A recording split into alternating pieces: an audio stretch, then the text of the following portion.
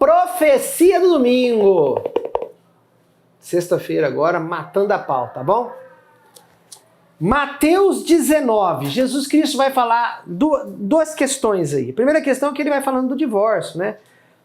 A mulher que contraiu, o homem e a mulher casaram, não existe separar. Senão vai estar sendo... Se a mulher separar do marido ou o marido da mulher e contrair núpcias com outra, está no adultério. Só que Jesus Cristo ele fala lá no final algo importante, assim, no versículo 11 desse capítulo 19. Nem todos são capazes para entender isso, a não ser aqueles que é concedido. Entender o quê? Aí ele fala, com efeito, existem homens incapazes para o casamento, porque nasceram assim. Outros porque os homens os fizeram assim. Outros ainda se fizeram incapazes disso por causa do reino dos céus. São 3 homens que são incapazes para o casamento, ou seja, que não casam. Primeiro, os que nascem assim. Tem homem, como tem mulher, que nasce para ser solteiro. E que pecado tem nisso? Ele nasce assim, tá? Muitos se tornam padres, freiras, celibatários por causa do reino, mas ele nasceu assim, sabe?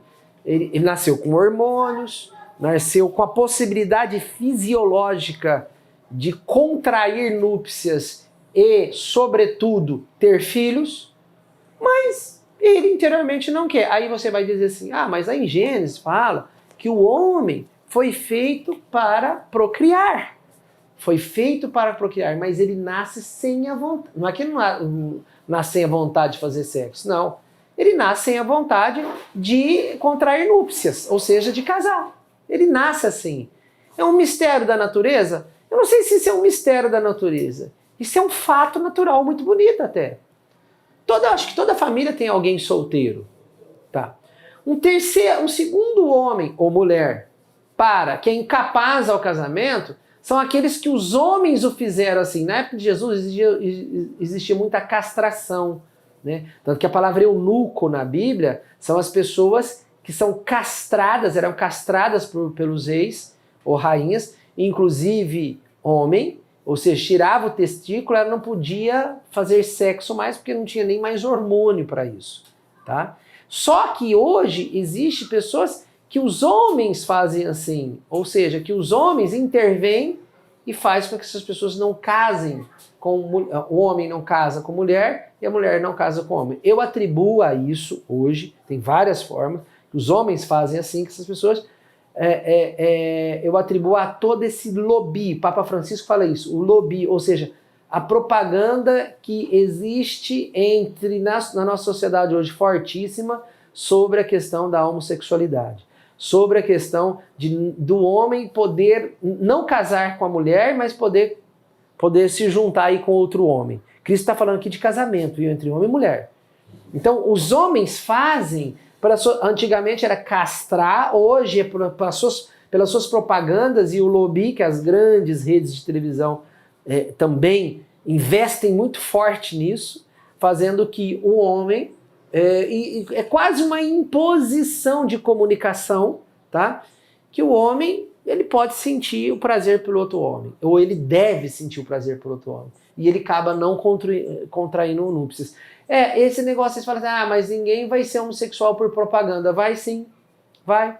Porque por propaganda, muitas pessoas fumaram e muitas pessoas tiveram câncer. Por propaganda, muitas pessoas bebiam, sabia? Que muitas pessoas se viciaram, milhões de pessoas do mundo viciaram em cigarro por causa de propaganda de cigarro.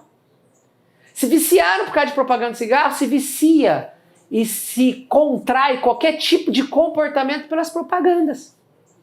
Tanto que as propagandas de cigarro hoje, de bebida, não existem mais nas TVs abertas. Por quê? Porque eles observaram que a propaganda ela influencia qualquer comportamento humano. Então, quando o Papa Francisco diz que o lobby, ou seja, o marketing em torno da homossexualidade, isso era um pecado grave, usar isso tudo, o marketing é muito mais pecaminoso do que o próprio ato. Por quê? Porque o marketing leva as pessoas que não praticam a homossexualidade a praticarem.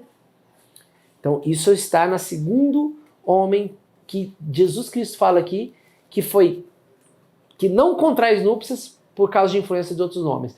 O terceiro é que homens ou mulheres não contraem núpcias por causa do reino de Deus. Esses são quem? São aquelas pessoas que entregaram a vontade de casar como penitência a Deus, como penitência e mortificação, e se tornaram celibatários. Embora tinham vontade de casar, se tornaram celibatários, ou seja, pela causa do evangelho. Eu vou ser como Cristo, eu vou ser celibatário, eu não vou contrair núpcias como Cristo. Esses são as pessoas que também se tornam padres, freiras, ou vivem o celibato sem se tornar padre.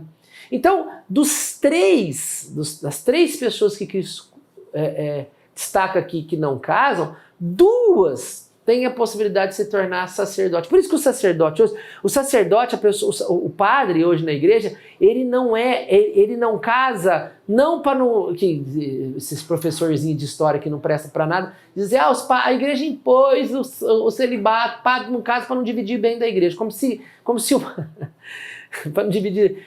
o padre, ao se tornar padre, ele fosse herdeiro de bens da igreja. Jamais, gente. Tem muito professor que não lê. Ao fato de se tornar padre, nunca na igreja ele foi herdeiro dos bens da igreja. Nunca. Não existe isso. Então o padre, ele não se torna celibatário não para não dividir. Ele não casa, não é porque tem que dividir bens com a esposa e com os filhos. Não é isso.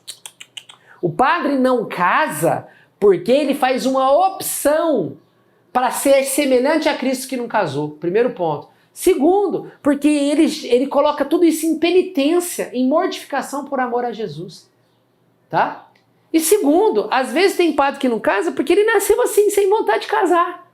E ele aproveita isso e vai ser como Cristo, que não casou. Ou seja, ser bem livre para a evangelização. Porque Paulo fala isso, né, em Coríntios. Aquele que casa, como eu casei, ele não é livre para evangelizar. E eu não sou. Por quê? Porque eu tenho uma família, eu tenho que cuidar de uma família. Eu não sou 100% livre. Por isso que Paulo fala, se você está pensando em casar e não casar, não case, para ser bem livre a Jesus. Bem livre, assim, ao serviço de Cristo. Tá? Então, isso é uma palavra aqui de Mateus 19, que às vezes responde muita indagação sua que você viu na internet, ou antigamente vinha esses pastores na porta de casa, hoje eles vêm pela internet. E que deixa a cabeça de católico um pouco confuso, né? Como o padre não casa, sendo que lá em Gênesis, eles falam isso, né? Deus fala que o homem e a mulher tem que se juntar e procriar, então tá errado. É a igreja que põe isso na cabeça dos padres para não dividir os bens da igreja, se casar para não dividir bem com o filho. Pelo amor de Deus, gente.